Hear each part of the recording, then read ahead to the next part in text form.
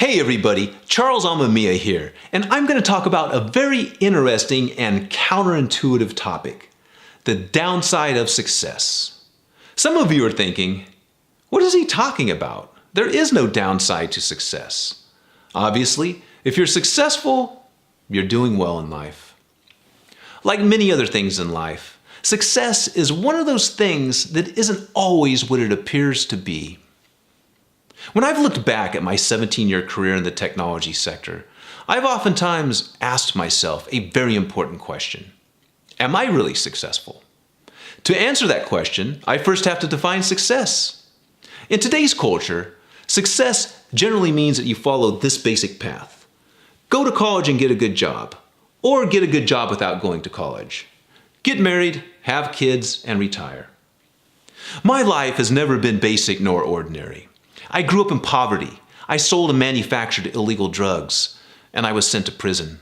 After getting out of prison, I got my graduate degree, had a great career as a technical writer in the technology sector, bought a house, and I'm living what most people would call the American dream. People would say I'm successful. However, in 2015, I had a career-related spiritual awakening. I still enjoyed the writing aspect of my job and the human interaction, but I hated the long commutes, the work was unfulfilling, and I wasn't doing something I was passionate about. I wasn't living an authentic life. I had a spiritual awakening, or what Brené Brown calls an unraveling, which is a time where you're challenged by the universe to let go of who you think you're supposed to be and embrace who you really are. It was during this time that I began to examine the downside of what most people call success. I found that getting a good job oftentimes stops people from doing things they're passionate about and reaching their full potential in life. The problem is that when you get that good job, you unconsciously descend into the comfort zone. You've achieved success by society's measure of success, so it's easy to rationalize and say, I'm doing great. I have a nice place to live, a good family, a good job, and we go to Mexico twice a year for vacation. But the more comfortable you get, the more your dreams begin to disappear into the distance. You may tell yourself that one day you'll start your own business or you'll do something you really love, but as time goes by, your dreams fade even further into the background of luxury and comfort. The comfort zone tends to stop you from growing, and it can become an invisible black hole that deceptively pulls you away from your dreams and aspirations. This is one of the biggest downsides of success. So how much do people actually enjoy their comfortable jobs? Not very much, and this is another downside of success. A recent Gallup poll showed that only 33% of Americans are engaged in their jobs. That means that 67% of all employees in this country are not engaged and don't like their jobs. 51% of the employees that were polled said they were actively looking for a new job or watching for job openings on job boards. How many people who said they didn't like their jobs fell into that comfort zone and eventually got tired of working jobs they weren't passionate about?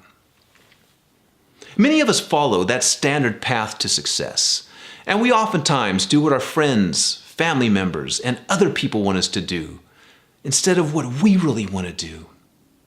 When we do these things, and we find ourselves working meaningless jobs that don't inspire us, or we find ourselves in unfulfilling relationships, we are not living authentic lives.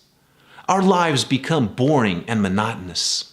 We experience frustration, unhappiness, and other negative emotions because our actions are not congruent with what our heart and our gut are telling us to do. We feel like we're forcing ourselves to do things that just don't feel right. Have you ever done that?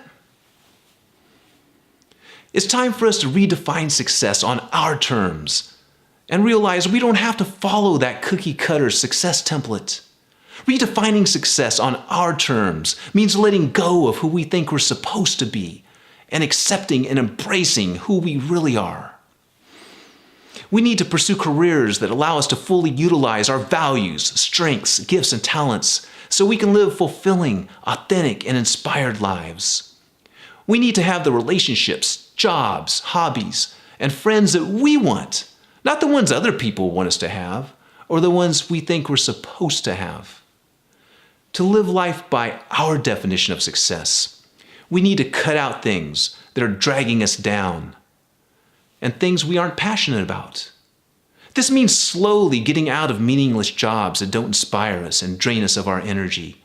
It means getting away from negative and toxic people who drag us down and don't help us move forward in life. By getting rid of the things that stop us from living an authentic life and stepping into who we really are, we're freeing up our time to find the things that will allow us to live an authentic, fulfilling, and inspired life. And when we step into who we really are, the universe will start bringing more fulfilling and inspiring things and people into our lives. When we stop listening to external voices and we listen to our gut and our heart, we'll find those things that bring us the most fulfillment and joy in our lives. So as I look back at my career in the technology sector, one thing became clear.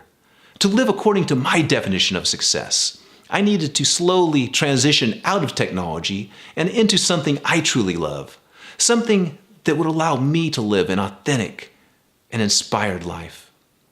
I decided to become a transformation coach so I can help people create a vision of their ideal futures, overcome those mental prisons that are holding them back, and become better versions of themselves. I also do motivational speaking so I can help educate and inspire people to overcome adversity in their lives and reach higher.